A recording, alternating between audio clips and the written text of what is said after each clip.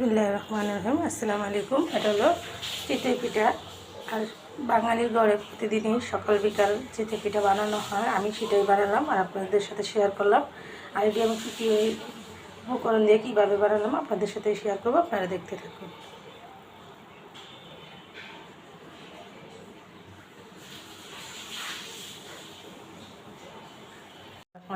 আসসালামু আলাইকুম। এটা হলো বাঙালি মায়ের পিঠা, এটা হলো চিতই পিঠা। আর এটা কী করে কীভাবে বানিয়েছি আপনাদের সাথে শেয়ার করবো, আপনারা দেখতে থাকুন। এখানে নিয়েছি আমি চালের গুঁড়া, আর এটার সাথে সামান্য একটু ভাত দিছি, দিয়ে আমি পিঠাটা বানানোর জন্য রেডি করলাম। কীভাবে বানাইতেছি আপনারা দেখেন। অনেকে বলে গ্যাসের চুলায় হয় না, কিন্তু আমি গ্যাসের চুলায় বানিয়ে আপনাদের দেখাবো কী সুন্দর পিঠা হয়। আর এটাতে আমি গরম পানি দিয়েছি 2 কাপ চালের সাথে 1 কাপ ভাত। আর এটা দিয়ে আমি চিতই পিঠাটা বানাইতেছি, আপনাদের সাথে শেয়ার করতেছি, আপনারা দেখতে থাকুন। এটা আমি ঢেকে দিব।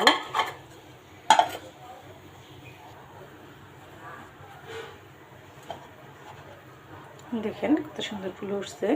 আর এইভাবে আমি সবগুলো পিঠা বানাবো আর আপনাদের সাথে শেয়ার করব। দেখেন আমার প্রতিটা পিঠা ফুলে উঠছে। দেখেন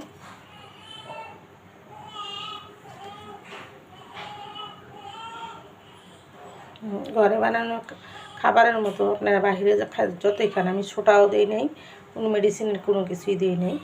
এটা আমি নিজে হাতে বানিয়েছি আর এটার সাথে আমি কোনো ভেজালের কিছু দিই না। আপনারা ওরকম করে বানিয়ে খাবেন। সুস্বাদু চিতই পিঠা। দেখেন কত সুন্দর করে ফুল উঠছে।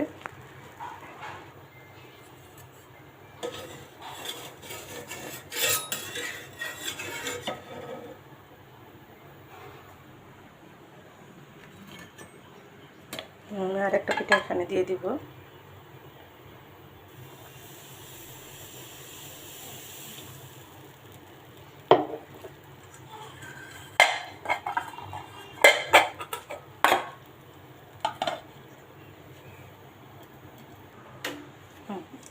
হয়ে গেছে।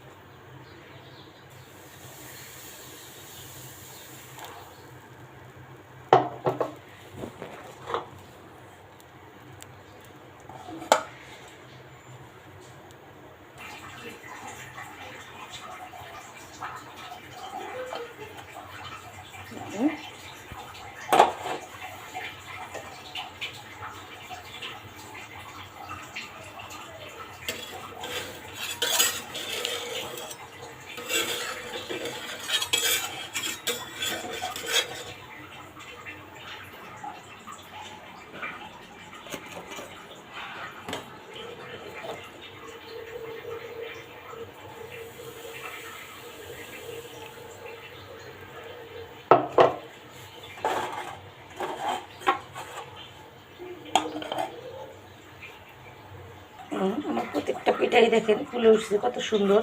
আপনারা এরকম চেষ্টা করবেন নিজে ঘরে বানিয়ে খাওয়ার জন্য। আর আমার ভিডিওটা দেখে ভালো লেগে থাকলে অবশ্যই একটা লাইক, একটা কমেন্ট, একটা শেয়ার করে দিবেন। আর এরকম করে নিজে হাতে বানিয়ে খাবেন সুস্বাদু পিঠা। দেখেন কত সুন্দর ফুলে উঠছে।